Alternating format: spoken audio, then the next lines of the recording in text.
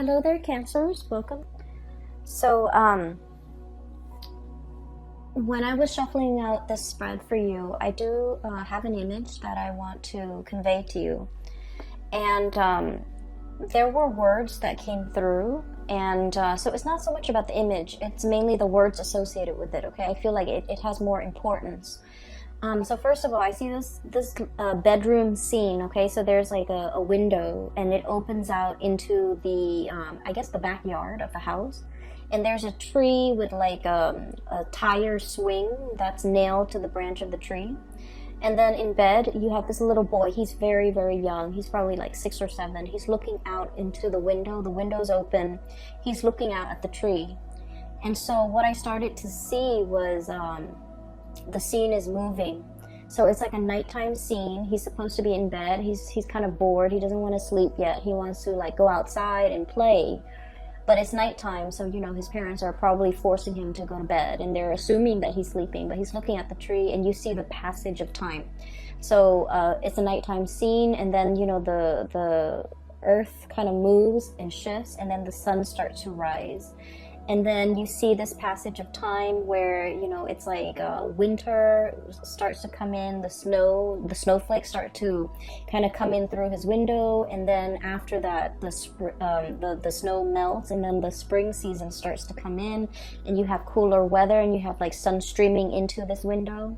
So he's looking at the passage of time, the passage of all the seasons from his window. And the words and the phrases that I started hearing is definitely the passage of time, wanting to grow up, wanting to be out there, wanting to be an adult, wanting to be able to dictate your own life, you know, when to sleep, when to go outside, when to eat. And I feel like this is somebody who's very eager to grow up, okay? And I also feel like, you know, it's like wanting that independence, okay? So what I'm feeling is, I feel like for many of you, you might be this child that I'm seeing. And let me talk a little bit about the past, okay? Because I feel like, first of all, the Mercury retrograde cycle is going to be throughout the month of November. We are starting Mercury retrograde on the 31st of October, and it's going to end, you know, it's going to run through the first 3 weeks of November, but then the last week of November, we have like a shadow period. And so pretty much all of November is going to be about revisiting things. And then I feel for you guys in particular, it is going to be revisiting the choices that we have made, the decisions that we have made, so that we can glean and extract wisdom from it, okay? So I feel right off the bat, this month might be a little bit uncomfortable because you're confronting your demons. You're confronting the past. You're confronting choices and decisions that you have made in the past. And I do feel the month brings about immense opportunities for transformation. If you don't like where you are, you're going to be able to change location. If you don't like the things that you have done in the past, you're going to be able to do like a 180, you know, change direction, take a different path. If you don't like the person that you're around, you're going to be able to change your group of friends. If you don't like the lover that you have, you're going to be able to switch things up, you know, get out of situation. So I do feel like it's a very reflective type of a month, okay? So going back to that original image, let me talk a little bit about where I feel like the pieces are fitting in for you guys. I feel as if for many of you, you know, when you were younger, you were very eager to grow up. Okay, you wanted to kind of like get out into the world, get your hands dirty, experience things, live life, and just not have to. I just feel like this sense of like feeling that, you know, life is like an unopened box, like a present wrapped up in a bow. And with wrapping paper, and you're so eager to like tear it open and just, you know, get your hands dirty and just really embrace and live life. And I feel for many of you, this can come in all forms and shapes and sizes, like wanting to, you know, really experience all the nitty gritty things in life. Okay, I see a lot of experimentation when it comes to drugs, alcohol, even like, you know, overindulging in those things, but also wanting to just, you know, really grab life by the horns and live as if there's no tomorrow. Okay, because like the image of that child is coming through. It's a child that is very like innocent, naive, and things like that. So I feel like you kind of like, you know, rushed in there, like, let's do it first, ask questions later. And I feel like it was a cycle, like a spiral, where you might have gotten involved with the wrong people, you might have experimented with the wrong things, experimented with the wrong substance, experimented with the wrong relationships. And I just see like a lot of overindulging and wanting to just really, really experiment. And then I also felt like for many of you, you might have been like on the flip side, on the opposite end of the spectrum. I see somebody who's like really, you know, like who has had to grow up at a very young age. There were a lot of like expectations imposed upon many of you. It kept you on the straight and narrow, right? Like it kept you going through school. It kept you very responsible. It made you kind of like very, very straight-laced. And then whatever age you're at, maybe, you know, going off to college, or maybe in your 30s, or maybe even now in your 40s, whatever age you're at, you went through a phase where you just like, I want to indulge. I want to, you know, let loose. I want to have no restrictions. I want to have no baggage. I just want to be irresponsible. Like, just I feel like that tug and pull with many of you. And so the first group of you, I do feel like you needed to experiment it. You needed to, you know, overindulge. You needed to get yourself in wrong situations with the wrong people even, in order for you to learn, in order for you to shape up, in order for you to realize that, oh, you know, been there, done that, not for me. Okay, and then that first group of you, you have come in with this energy as the Emperor. This is somebody who is, you know, has a lot of life experience under their belt. They know who they are. They know themselves really, really, really well. Okay? They know what works for them. They know what doesn't. They know what types of people they want to be with. They know what career path is good for them. And they also know what not to get involved with. Okay, like never again. So I feel like, you know, you've come into this sense of like strength and fortitude and just knowing yourself inside and outside very, very well. And then I also see on the latter group of you, group number 2, that were like late bloomers, getting out into the world and being able to overindulge in all of that at a very at a later age. And I feel like you're at a point where you want to shirk responsibility. You're just like, I've lived my life as a straight-laced person for so long, and I just want to break free from it. So I felt like life has been a series of constraints, a series of just like limitations. People telling you, you know, these are the limits. You can't really get past the limit. Or people telling you these are things you're expected to do. So I do feel a situation where there might have been a lot of restrictions. There might have been a lot of like rules are rules. Rules are put in place, and you just have to, like, you know, obey the rules. And so what's coming through here? 10 of Swords. Things are like really bunched up. Things are just restrictive and confining, and we don't really know which way to go. 8 of Swords, being stuck in a mental prison where our thoughts, our fears, our you know, just like being pinned down to social expectations, cultural expectations for some of you, responsibilities, and just, you know, you're wanting to do the right thing, but you feel like it's just so hard. Right? So I feel, regardless of, you know, whether you're group A or group B, you needed to experiment what it means to be irresponsible. You needed to experiment what it means to be, you know, a straight-laced person, because what you're looking for is that middle ground. Okay, what you're looking for is moderation. What you're looking for is kind of like straddling that middle ground and balancing this this side of you that's very responsible, and letting yourself indulge once in a while, but not letting the need to overindulge kind of like overtake your life to the point where you can't function.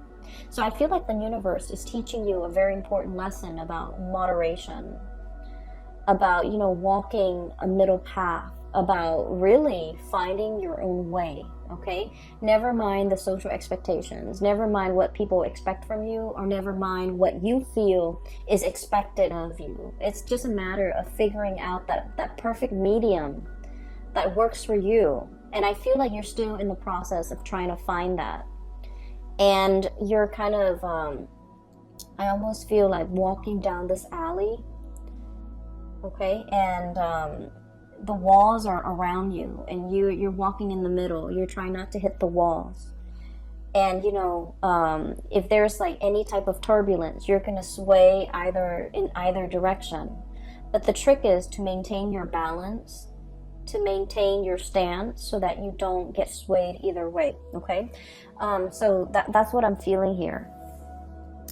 I feel almost like many of you are in a situation right now where I mentioned last month, and I do feel this energy coming back in, because I rarely, like, when I do these videos, once I publish them and they're up on the internet, I don't remember the energy, but I'm remembering a lot of the energies for a lot of the signs, not just you.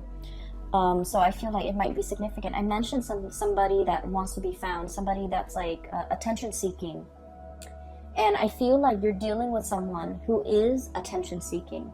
Okay, they know how to jab at you, they know how to push your buttons.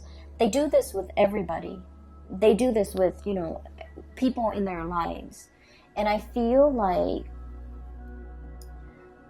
I'm feeling for many of you, you're dealing with somebody in your environment like this, and you're trying to keep a straight face, you're trying to do the right thing, you're trying to maintain your decorum, because you guys are deeply sensitive. I feel like out of all the signs, you know, everyone has their sensitivities. But I feel like with Cancerian people, you guys are very empathetic. You guys really care about people. You guys are genuinely very, very nice, caring, you know, just decent human being. And so you don't want to say things to hurt other people, not even if they deserve it. You know, you're that respectful, you're that loving and caring. You don't even want to hurt people, even if they deserve it. So I feel like somebody is like really pushing your buttons. And for some of you, it might be a relationship partner. And for others, it might be a parent. For others, it might be, you know, somebody in your work environment. But this is somebody significant, okay? Because like if they're not significant, it wouldn't really matter if they push your buttons. They're just, you know, some random stranger or just an acquaintance. But I feel like it's somebody significant in your life. And I feel like you try to make things work, okay? You were trying to do the right thing. The Emperor, he makes rational decisions, okay? He is not swayed by his heart. He thinks with his head. And he thinks usually for the betterment of all or everybody that's involved. So he knows how to make sacrifices. He understands that with every decision, there is collateral damage, okay?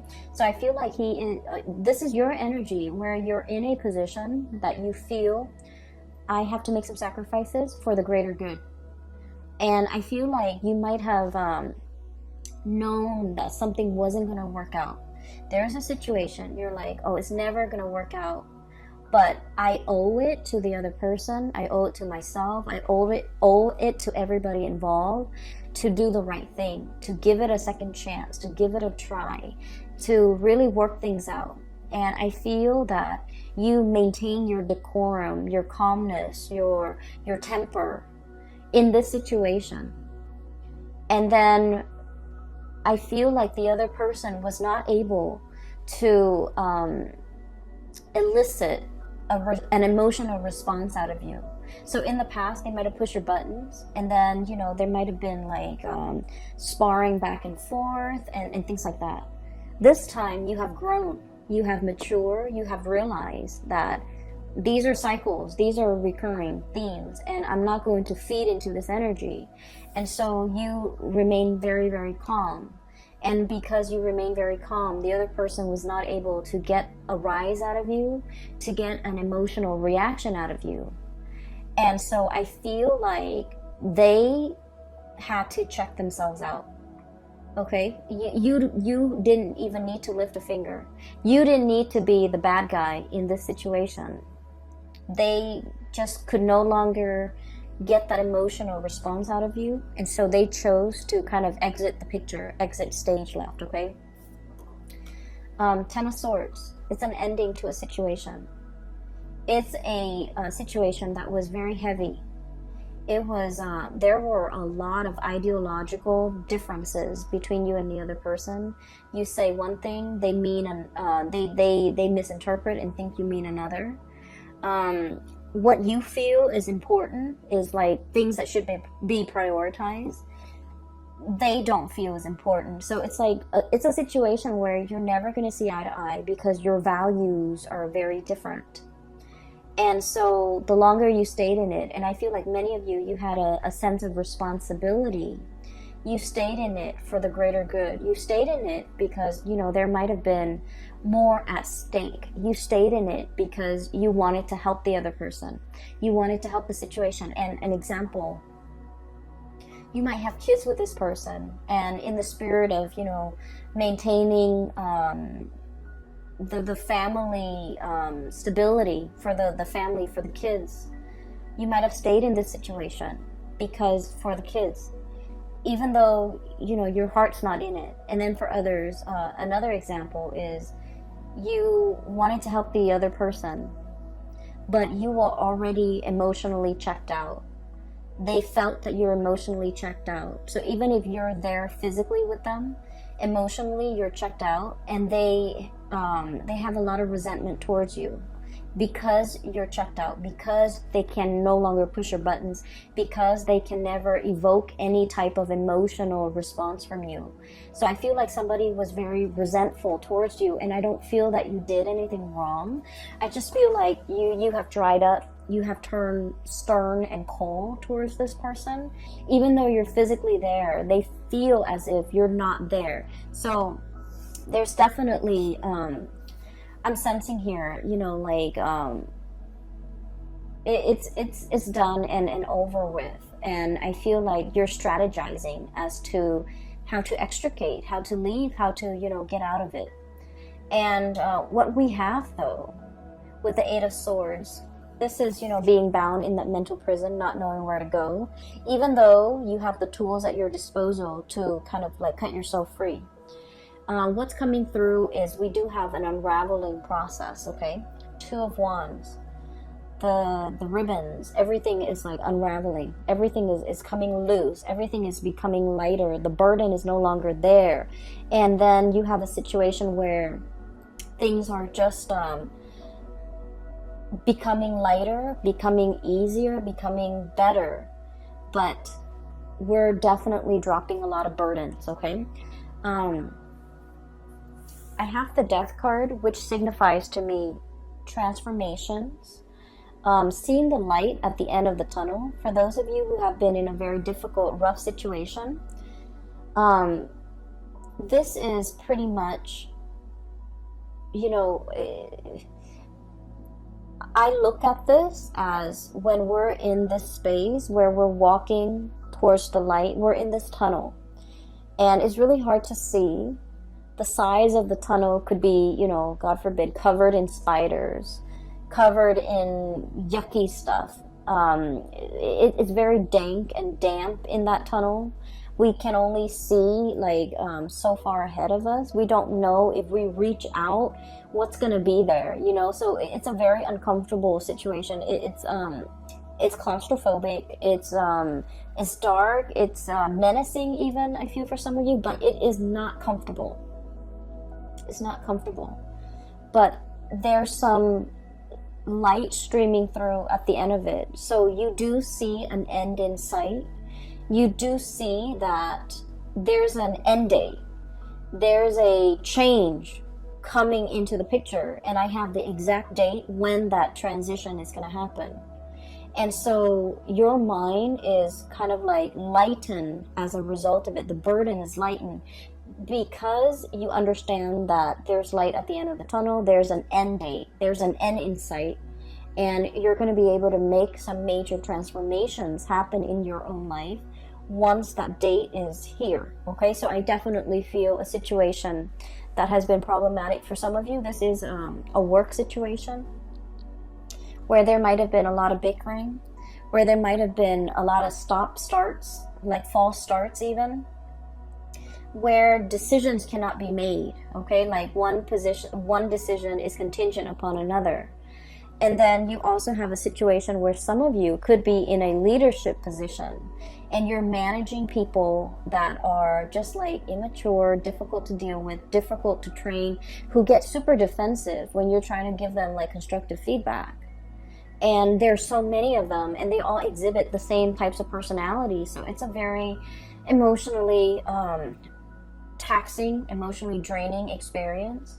And then you realize that, you know, if you're in a supervisory position, for example, you realize, oh, there's an end in sight. Maybe it could be for some of you the end of a fiscal year where they might no longer be your subordinate. And then for others, it might be the end of a lease, the end of a housing situation, the end of a lease. For others, it might be, you know, the end of a contract, the end of a work contract where you're shifting into something new. Or even just, for some of you, I do see like a change, a major change in your environment. It could be a housing situation, somebody moving in, somebody moving out. You might be moving location altogether. And then for others, it's just something so liberating and so freeing that you're looking forward to this end date. Okay, so I feel like you have something extraordinary that you're looking forward to, and it's going to change your life as you know it. It's going to bring about a major uptick in your standing, in your energy, and just energetically, I do feel like the burden has been lifted, the weight has been off your chest, and just you're no longer dealing with immature and just, you know, attention-seeking people who know how to push buttons, okay? So that's looking very, very good. Let me see. There was another image that I saw, and I can't for the life of me remember. I did this, I think, with the Gemini people too. They got two images, and I forgot one of them. Okay, so I do want to talk about another situation here, and this is pretty much, you know, the cards are split like this: past, present, future. That's what it feels like to me. And so let me talk about something else that's coming into the picture.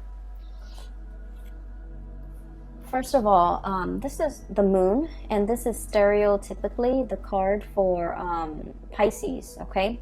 Pisces is represented by the moon, but I feel like in your situation, this is pretty much you, because I want to talk about something else.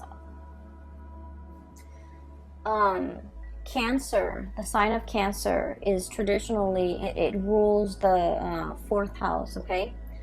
And the fourth house deals with the mother, okay? It deals with childhood. It deals with family. And so the symbology of the moon, I always think of it as Cancer. And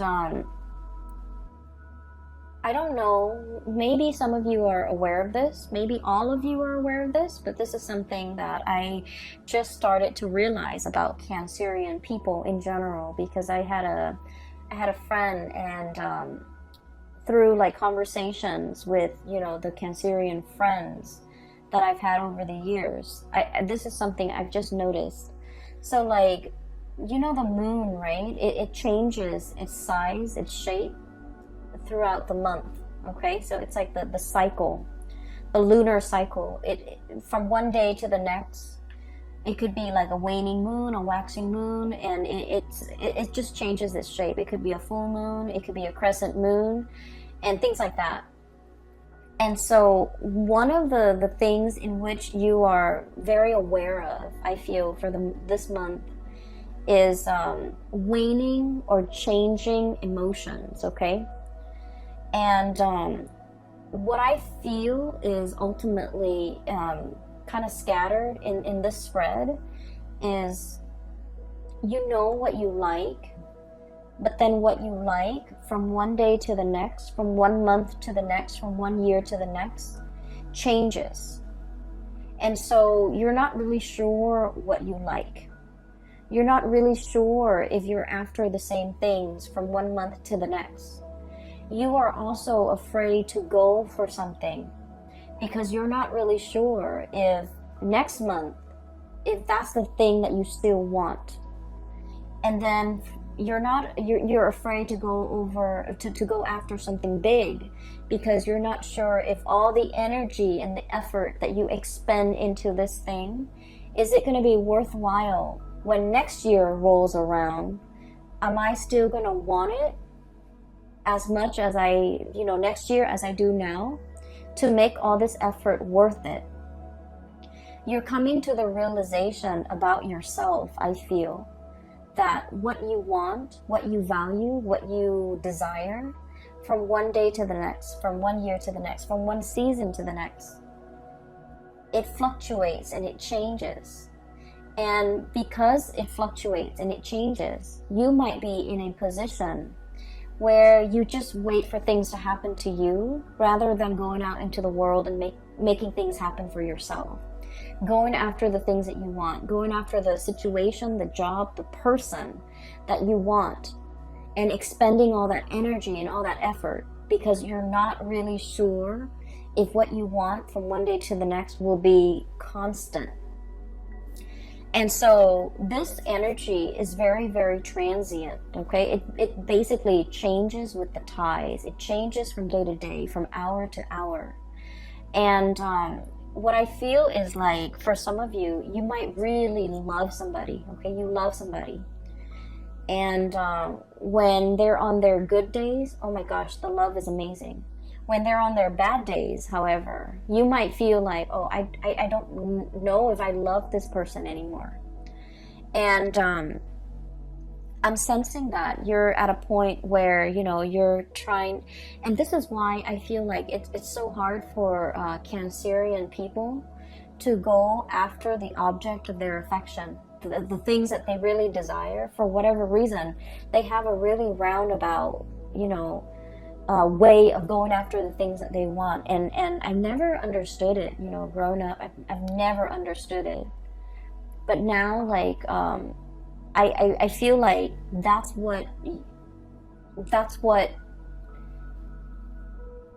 your MO, that's your method of operation, because you're not really sure. Okay, so this month has a lot to do with this process of deep reflection. We have five major arcana cards coming in a spread with like a 10 card spread. So the half of the cards are major arcana cards, which is really forcing you to be very, very clear about yourself, knowing yourself really well, like this Emperor. Okay, knowing what you like, what you want to bring forth into the world, reflecting on your past experience, like all the things that you had to do to get yourself to this very moment in time, and figuring out who you are and what you're all about. This is about self-knowledge. The other card that we have here as well is we have the Hermit.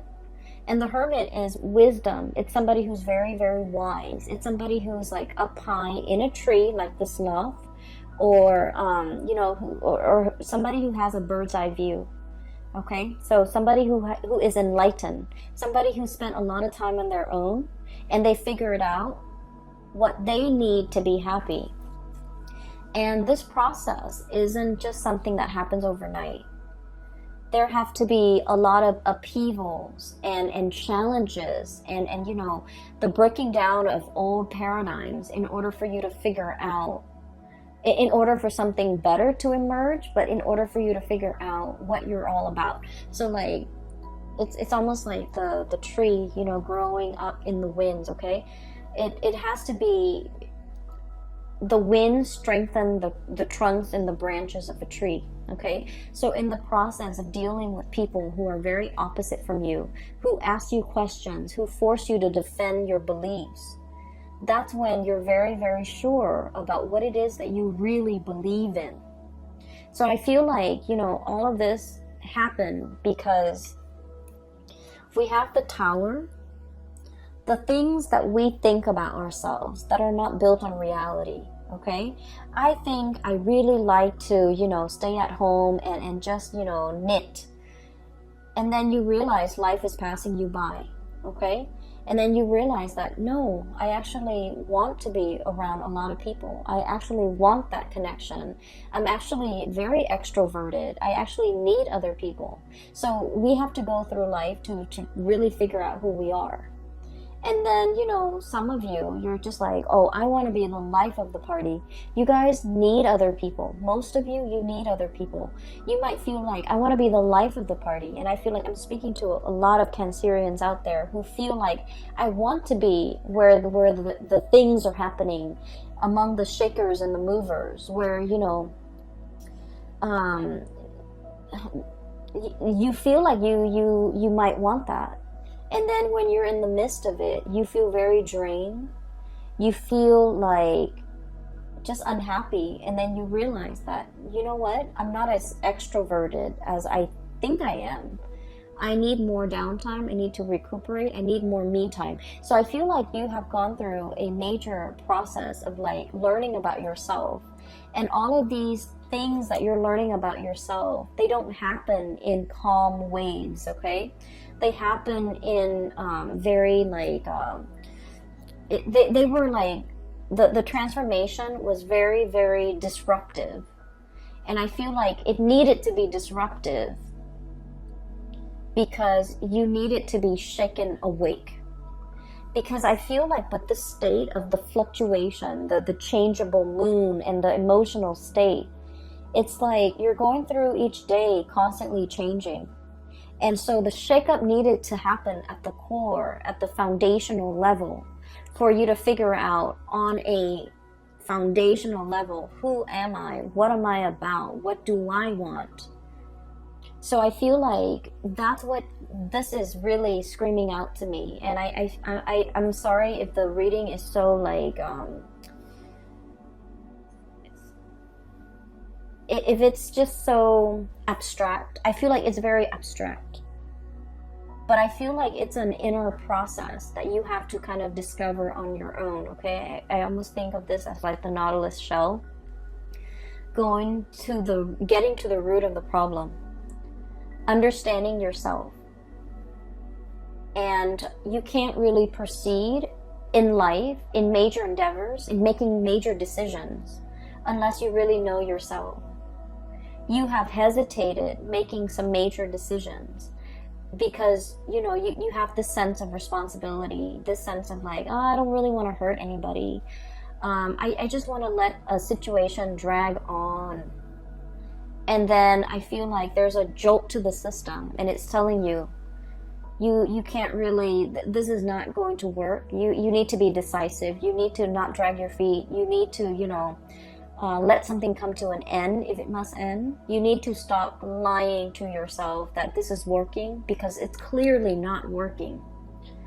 And so you definitely have some major, swift, fast decision that you need to make. And so this energy is coming in a way where it's very disruptive so that you can, you know, execute and just be done with it. Okay, it's like ripping off the Band-Aid, I'm sensing. So that's where things are headed. And the other thing that I'm sensing, I feel like it should almost be like this, okay? All the major arcana cards are stuck together. That's what it feels like to me. The 4 major arcana cards should be here. And then what we're left with is the Two of Cups and the Queen of Swords, okay? The Two of Cups is a soulmate connection. This is like heart, body, and mind, okay? This is a union that you have with another person. I feel for some of you, there is a relationship here that might be fractured because of financial issues, financial considerations.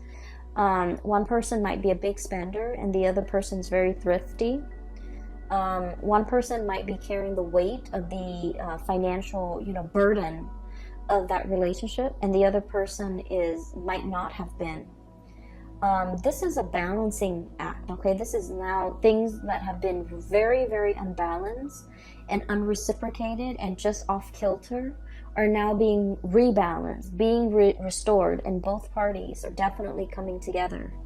This card is also screaming out to me reconciliation with somebody who is very significant in your life. For some of you,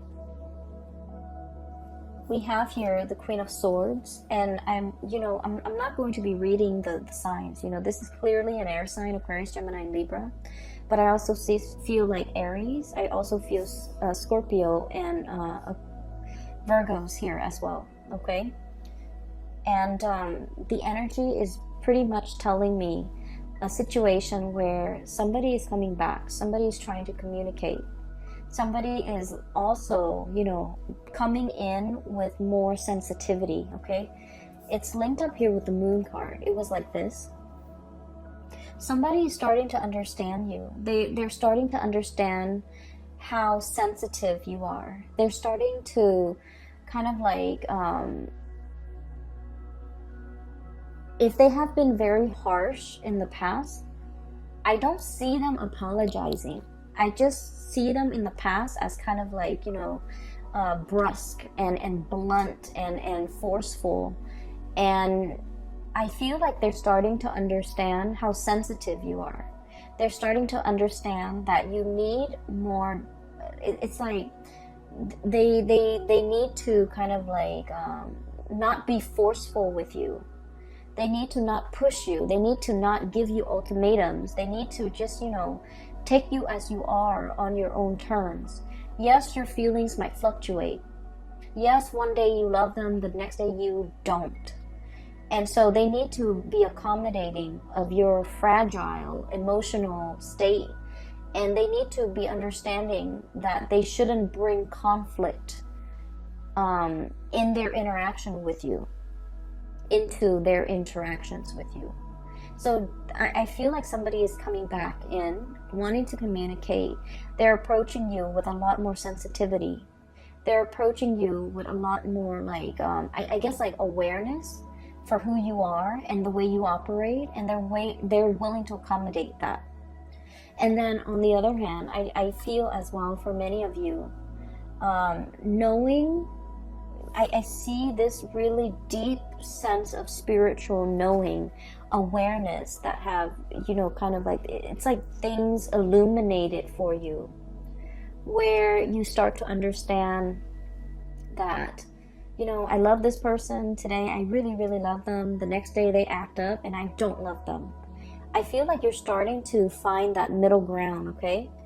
Once again, straddling that middle ground, wanting to be responsible, like taking the responsibility with the overindulgence and trying to find a balance, a middle ground, so that your emotional state doesn't fluctuate from one extreme to the next, so that you can walk down that center line and be okay, because you're doing things in moderation.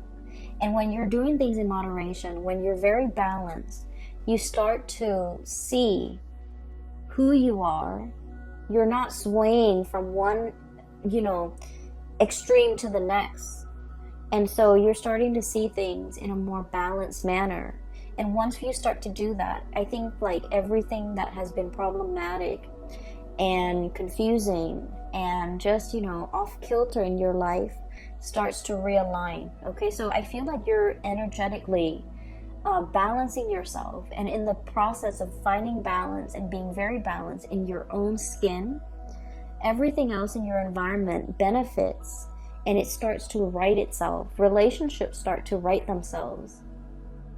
People starts coming at you correct because now they understand. And I definitely feel a lot of communication, emotional communication, that will be had between you and another person, that will give you a lot of insights, a lot of guidance, and just a lot of I feel that sense of like emotional support coming through from your environment, and with the people that you care about and the people that you want to spend your time with. I'm also feeling here, there was a situation, and this is where I do want to end it. There's a situation here where you've been trying your very best to do the right thing. You're getting out of that situation. And there's somebody in the picture who is like a soulmate connection. You have known it all along. You have neglected the soulmate connection because you had a lot of things that you needed to take care of. And now that, this transformation is happening in your life, you have a new path that you can walk towards. And I feel that you're going to want to reconnect and work at this connection that you deem is the soulmate connection. Somebody that is like, I almost feel like they're the yin to your yang and vice versa. Okay, so I will leave it at that. All right, Cancers, I hope the reading has been helpful for you. I hope it resonates. I hope you're not upset with me for being harsh with you guys. I just read whatever that comes through, okay? And I hope the reading either way is helpful for you as you navigate the confusing energy of November. Best of luck. And for those of you who are interested in a reading, I do have a link in the description box below for a psychic. Her name is Bridget. She's based out of California, and she's very good at her craft. I highly recommend that you get a reading with her. If you are also interested in this amazing deck, it's the White Sage Tarot. It uses the traditional Rider-Waite and tarot imagery, as well as animal totem. That's the best way I can describe it. And it has been great. I enjoyed working with this deck. A lot of images came out and a lot of messages came out when I started using this deck. And so the link for that is also in the description box below. Support your local artist and visit her site. She also has other things like other artwork and things like that for sale. All right, I will talk to you guys soon. Have a wonderful November, and happy Thanksgiving for those who are celebrating. I hope you have a tremendously amazing time with your loved ones and your family, and I will talk to you soon, okay? Take care.